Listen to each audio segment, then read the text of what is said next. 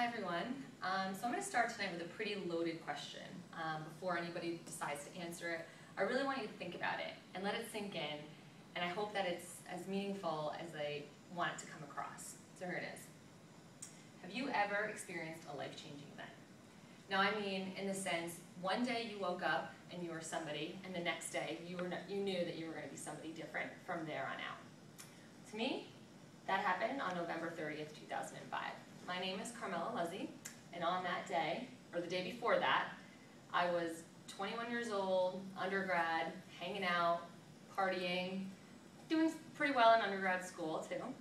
But on that day, on November 30th, I was diagnosed with uterine cancer, and I knew from then on, things would be different.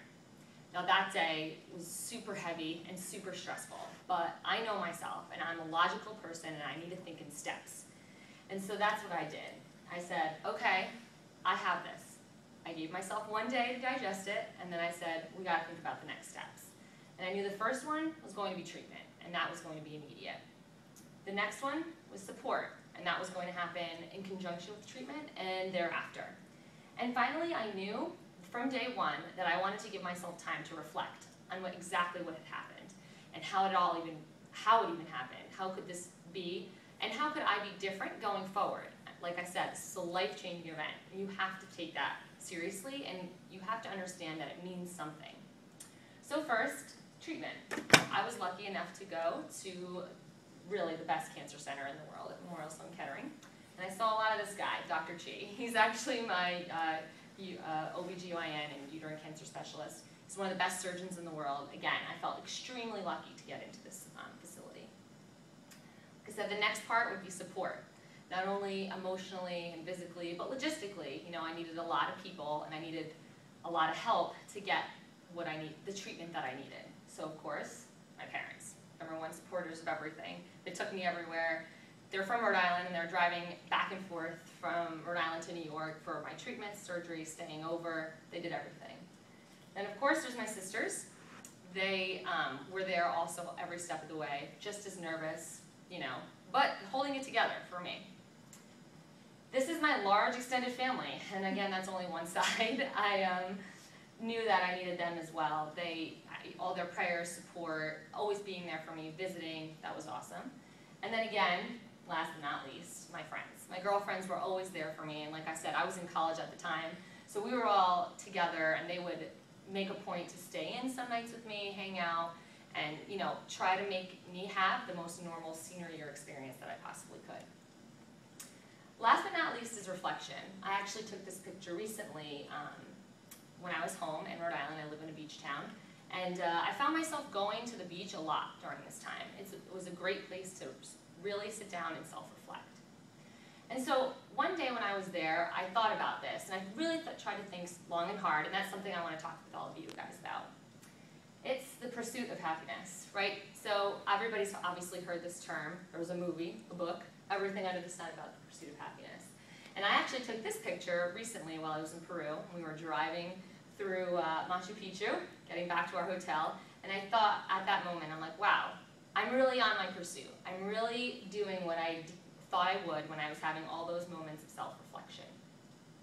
And so I kind of want to give you guys some tips about how this is possible in the biggest of, against bigger odds than anybody can ever imagine.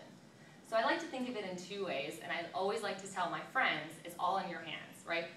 There are a couple of things in life that you can control, and you have to bucket them this way, the controllable versus the non-controllable.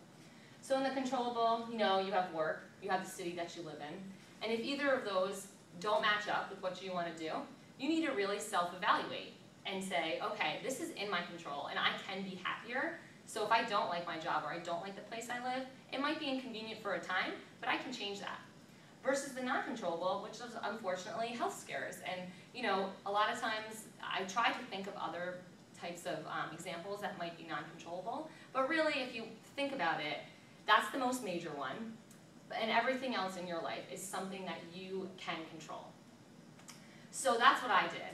And as part of my self-reflection, and as part of figuring out my pursuit of happiness, I really bucketed my controllable versus non-controllable. And while I knew that I couldn't control my health, right? I was going to do everything I could to get better.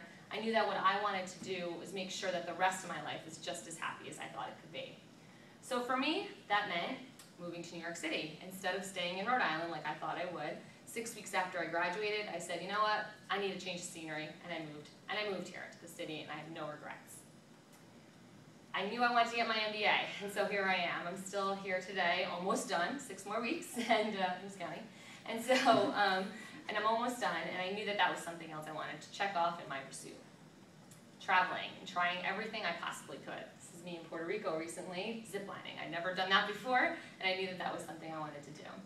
And lastly, I wanted to spend time with the people who matter most to me, my family. And I knew that going forward and from this day on, no matter how busy I am or how stressful things get, they'll always be number one, and I'll always try to make sure that they're on my pursuit. And so that's really all I wanted to tell you guys today. I hope that you found my story encouraging. I hope that you guys take a look at your lives, reflect, and figure out what is your pursuit and get on that path to make sure that you end up having the best, most fulfilled, most happy life that you can possibly have. Thank you.